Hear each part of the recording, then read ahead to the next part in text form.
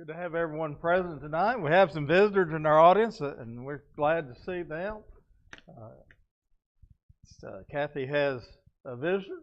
We're glad that she's here. And also Willeen has a visitor that we see quite often, and Carol, but it's glad that she's here as well. Tonight we're going to talk about Jesus understands about cross-bearing, cross-bearing. I want us tonight to think about, as we sung about the cross, and to consider the things that we're going to talk about when Jesus told us to be cross-bearers. And we need to realize that He does understand what it means to bear the cross. So in Mark, the 8th chapter, Jesus calls for us to understand about carrying the cross. In fact, He tells us that we need to be willing to deny ourselves and take up our cross and follow Him. That's the important thing we need to realize. One writer would say, take up your cross daily and follow Him. You see, taking up the cross is not the same thing that Jesus did. But it may be more involved in that it's a style of life that we live. That we take the burdens and cares of this world and put them aside. And that we're willing to bear the burden of the cross as a Christian to do what He wants us to do. He called those in Mark 8 and us to a life of daily cross-bearing. But the question is, did He understand what He was saying? Did He understand what it was going to mean to follow Him every day? Did He understand what His followers are going to go through and have gone through the ages? If you were in the 7 churches of Asia, and you heard the preacher read from Paul's word, Christ's word from the gospel, and talk about bearing the cross of Jesus, would you have a different idea than what we do here? Because you see, they were going to be persecuted. They were going to have their livelihoods threatened. They were going to have their lives threatened. They may have to give up their families. They may have to give up their homes simply because they were following Jesus. We look at some of the people in times past that have given their life for the cause of Jesus. Polycarp, who is believed to be a member of the church at Smyrna, he was burned at the stake because he wouldn't bow down before the emperor. Did Christ really understand what He was saying when He said, look, you need to deny yourself, you need to pick up your cross, and you need to follow me daily? Did He have a right to demand such a high price for His followers to pay? If you know anything about Jesus at all, you know the answers to these questions must be yes. And in this lesson, we want to look at what Jesus understood about cross-bearing, and what we need to understand as well. First of all, we need to understand who Jesus is and why He came if we're going to bear the cross that He calls us to bear. You see, Christ was calling the men and women in Mark 8 to be willing to risk their own lives to follow Him. Did they know who Jesus was? You know, they only knew a part. A lot of them didn't understand who He was from the standpoint that He hadn't lived very long.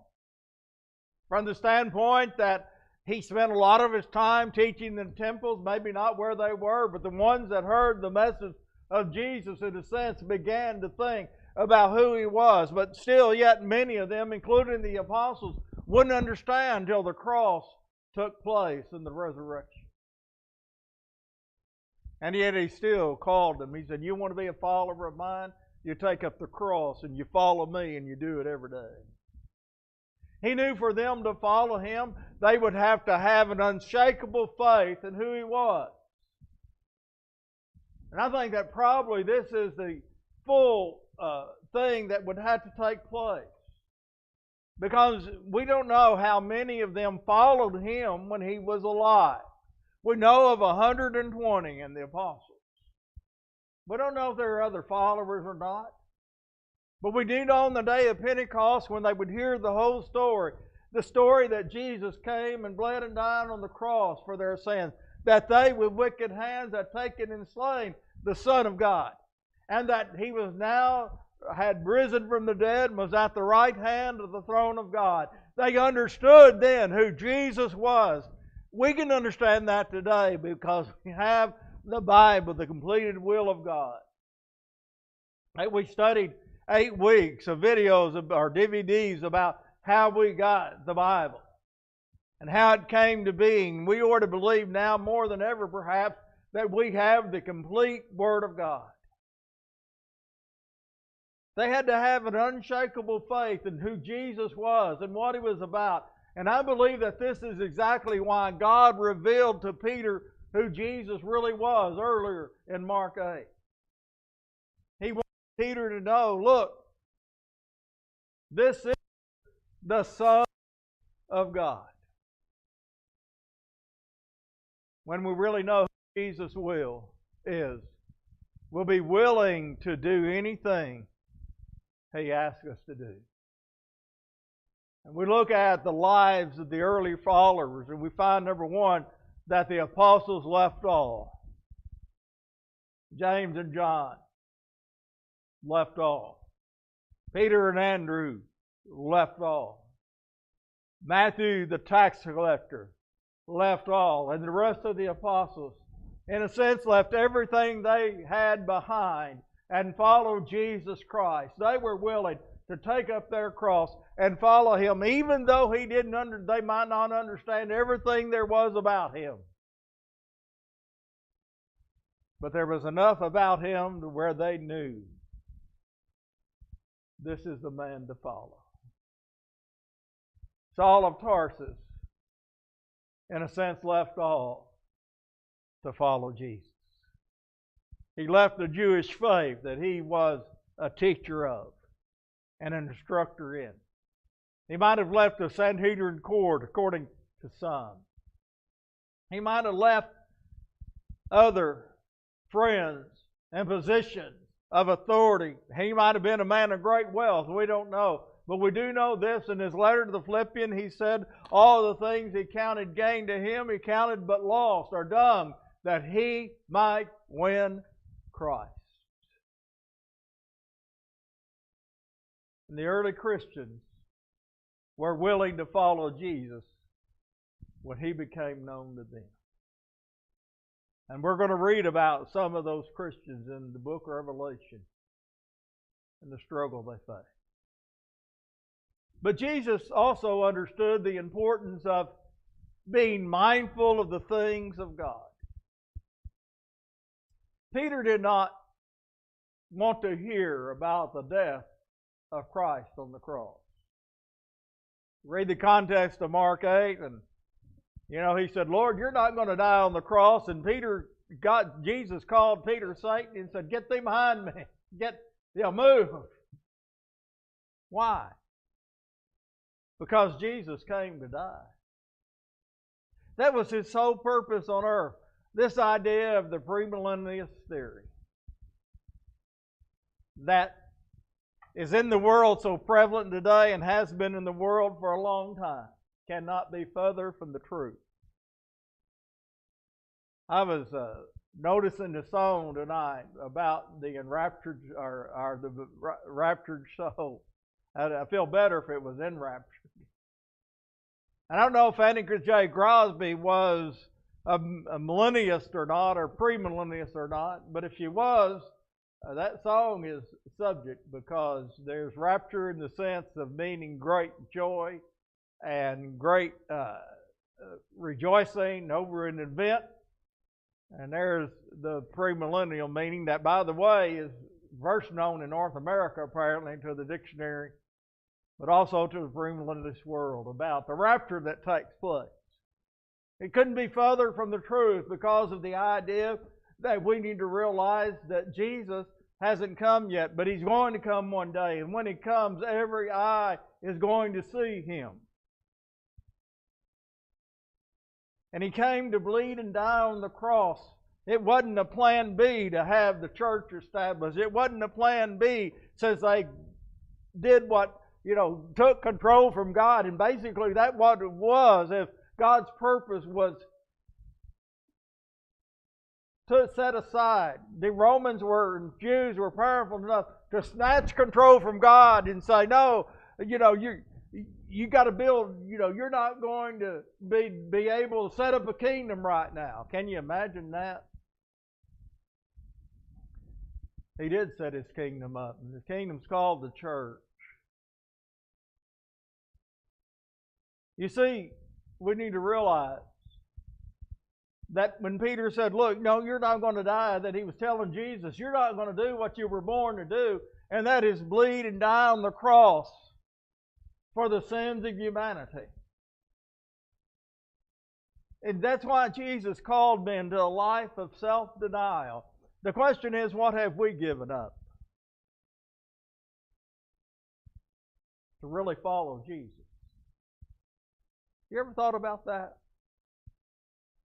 Oh, we might have given up things we needed to give up anyway. Alcohol, promiscuity.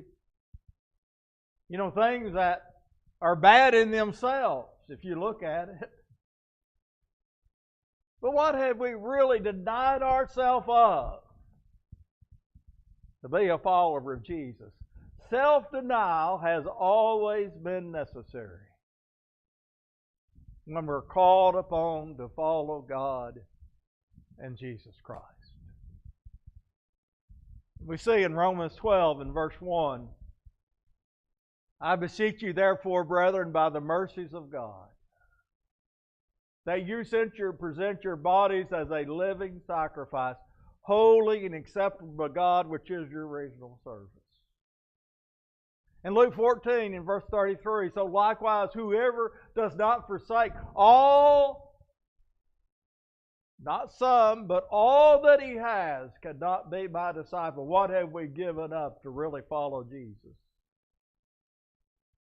In 1 Corinthians 10, in verse 24, Paul said, let no one seek his own, but each one the other's well-being. There's that sense of sacrifice again. And by the way, couldn't that be applied to leading souls to Jesus Christ? Isn't that what Paul did?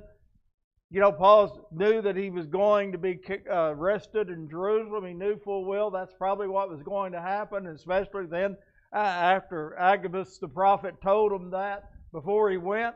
He knew exactly what waited for him. And if he was out for self-preservation, he never would have went. But he was willing to look on the needs of others. And the needs of others was to die for Paul to preach the gospel to them. Jesus understood about cross bearing. His cross would lead to Calvary. He knew exactly, as we said, where it was going to go and what was going to happen. And we know that he would need help in bearing the cross to Calvary. Can you think about what it was like to endure the hours and hours of torture that he endured? The beating, the crown of thorns, the mockery. If they never laid a hand on him, can you imagine what it would be like to be mocked the way he was mocked? For them to slap him and to say, who struck you, when he could not see what was going on? And so when he went out to Calvary, they had to compel a man named Simon of Cyrene to bear the cross. But you know what? We need to bear the cross of Jesus today as well. Must Jesus bear the cross alone? and all the world go see. I believe it's very important for us to understand the fact that Jesus knew about cross bearing. You know, there are many crosses to bear in life. There's the cross of persecution to bear. What do we know about persecution? Well, I got made fun of the other day because of what I said about you fill in the blank. People are going to make fun of you today if you say, well, I think, drunkenness is a sin. People are going to not like you when you say, well, I think, abortion is a sin. And there may be persecution to that one of these days. I tell you, our country is getting so fired up on that it's scary. And we had you had the judges on the Supreme Court that voted to overturn Roe v. Wade have guards put on them and guards at their houses, and were receiving death threats because doing that in this country. And the radical people didn't like that. So yes, that's persecution. But what have we, as ordinary Christians here at Southside, how have we been persecuted for the cause of Christ? Have we been arrested? Have we ever been beat?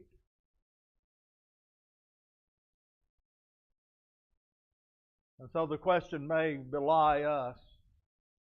Have we ever really, truly been persecuted like they were in the first century? The cross of burdens. All of us have burdens to bear. Burdens of sickness.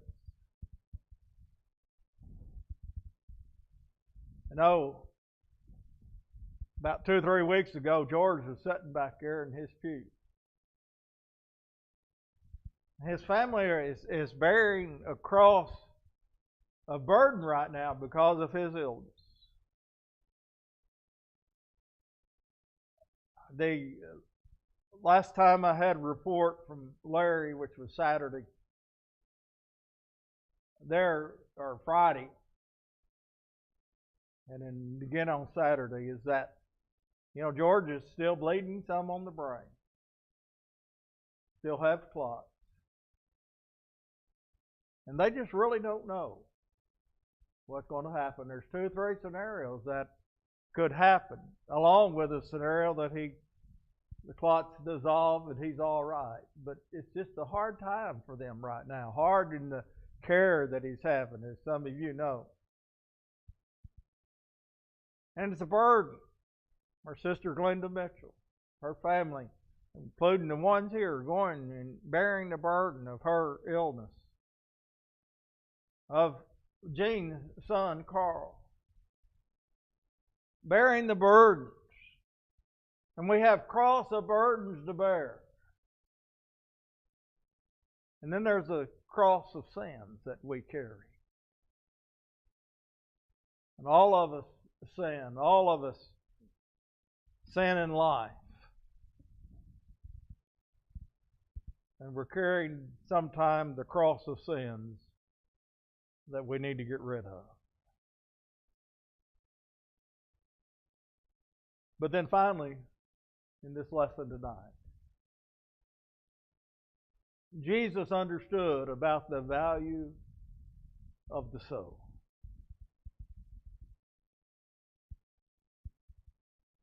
Beginning in Mark 8, Jesus said, when he had called the people to himself, can you see that? People are there. Jesus says, come up here, come to me. And here they come. And he went over to his disciples and said, y'all come too. Y'all listen to this. And he said to them, whosoever desires to come after me, let him deny himself and take up his cross and follow me. For whoever desires to save his life will lose it. But whoever loses his life for my sake and the gospel's sake will save it. For what will it profit a man if he gains the whole world and loses his own soul? Or what will a man give in exchange for his soul? The soul is worth more than the whole world. We need to realize that. If we shortchange God, if we shortchange carrying the cross that Christ calls us to bear because of this world's goods, then we made a bad choice. We made a bad bargain. Or what will a man give in exchange for his soul? So in conclusion, we need to realize that Jesus calls us to be cross bearers. Question is, does he have a right? The answer is yes. Why? Because he bore his cross for us. Let's think about our lives this coming week, including me. And let's examine those lives and ask ourselves, am I really bearing the cross of Jesus Christ? Am I really living life to where I may be persecuted, where I may upset people? I'm really living the kind of life where the world can see a difference in me. Am I really teaching the Word of God? Even though some don't like it. Am I taking a stand for moral issues? Am I doing the things that I ought to do? Not just in the church building, but in our lives. Am I bearing the cross that Jesus has called us to bear? If you need to respond tonight, the lesson is yours as we stand and sing.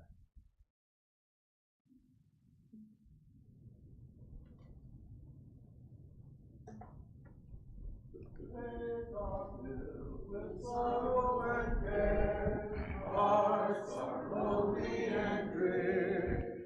Burdens are lifted at Calvary. Jesus is very near. Burdens are lifted at Calvary. Calvary, Calvary. Burdens are lifted at Calvary.